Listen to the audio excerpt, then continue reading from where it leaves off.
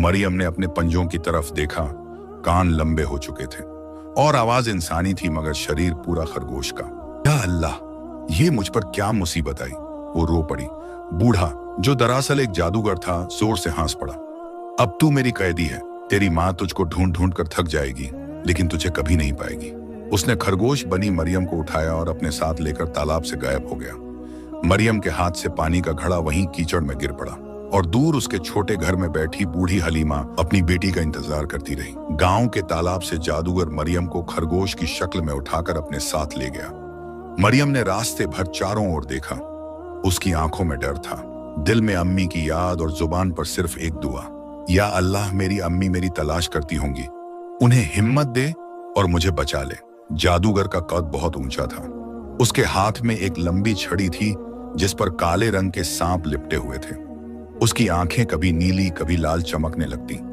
जैसे ही वो अपने कदम उठाता, धरती कांपती और हवा में सर्दी की लहर दौड़ जाती। कुछ ही देर में वो दोनों गांव की सरहद पार कर गए। अब उनके सामने घना जंगल था।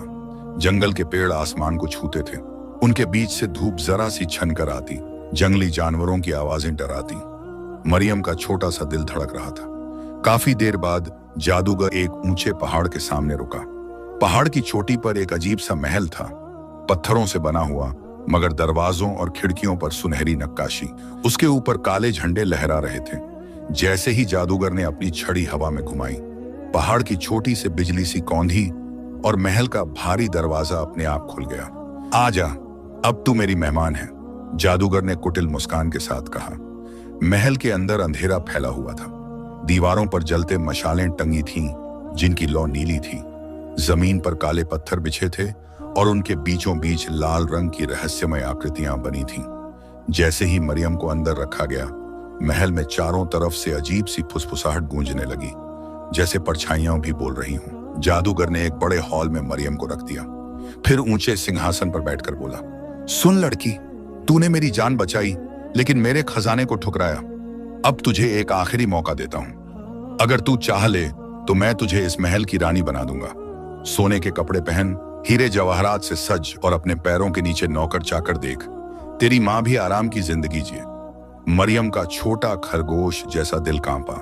एक पल को उसे अम्मी याद आई, थकी हुई, बीमार, कमजोर। लेकिन अगले ही लम्हे उसकी आंखों में मजबूती आ गई। उसने इंसानी आवाज में जवाब दिया, नहीं, मुझे तुम्हारी दौलत नहीं चाहिए। मेरी अम्मी का सहारा बनना तुम्हारे बस की बात नहीं। मुझे बस मेरी अम्मी चाहिए। जादूगर की आंखों में गुस्से की लपटें चमक उठी। उसने जमीन पर छड़ी पटकी। पूरे महल में जमीन हिलने लगी, झूमर कांपने लगे और हवा में डरावनी गूंज फैल गई। तूने मेरा इनकार किया, वो गरजा। अब तू हमेशा के लिए इस शक्ल में रहेगी। खरगोश बने रहना ताकि तू समझ सके कि जादूगर की बात ठुकराने का अंजाम क्या होता है। उसने मरियम पर ऐसा जादू किया कि अब उसका इंसानी शरीर पूरी तरह मिट चुका था। वो एक बोलने वाला खरगोश बन गई, जिसमें इंसान का दिमाग तो था, लेकिन शक्ल सूरत हमेशा के लिए बदल चुकी थी। मरियम ने रोकर कहा, अल्लाह गवाह है, मैं तेरे लालच में नहीं आई।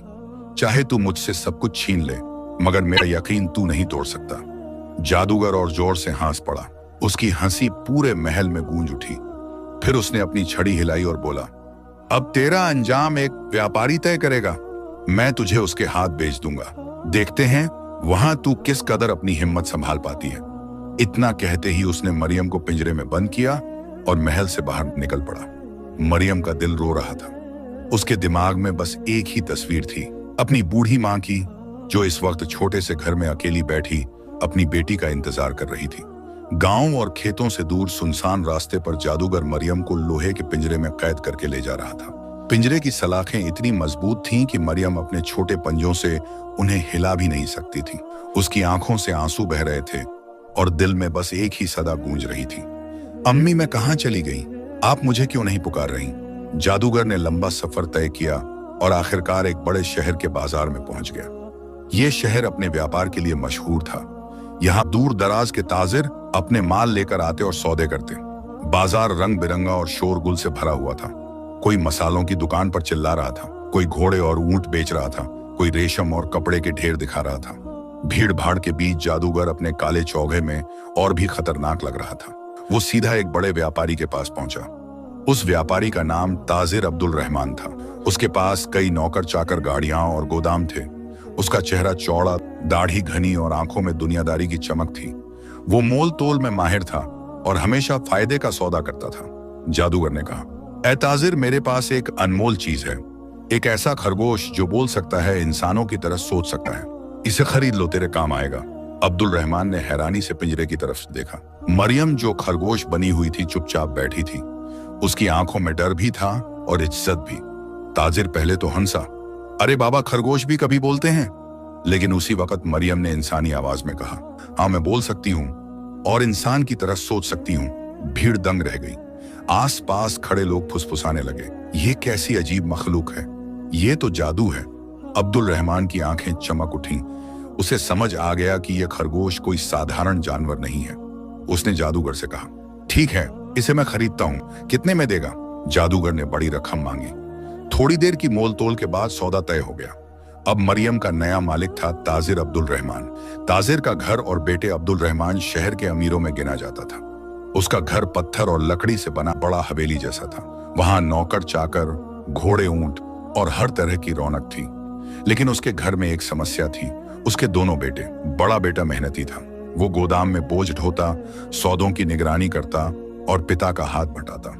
गांव शहर में लोग कहते, देखो ताजिर का बड़ा बेटा कितना मेहनती और जिम्मेदार है। लेकिन छोटा बेटा बिल्कुल उल्टा था। उसका नाम था यूसुफ।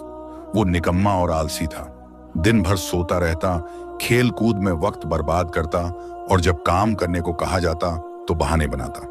पिता को उस पर गुस्सा आता, मगर माँ का लाड उसे हमेशा बचा लेता। यूसुफ जब पहली बार मरियम खरगोश की शक्ल में को घर लाया गया तो हैरानी से बोला, अब्बा, आपने बोलने वाला खरगोश खरीदा है, ये तो कमाल की चीज है। खरगोश मरियम ने उसकी तरफ देखा और धीरे से मुस्कुराई। उसने सोचा, शायद मेरी किस्मत यहां से बदल जाए या शायद एक और इम्तिहान हो।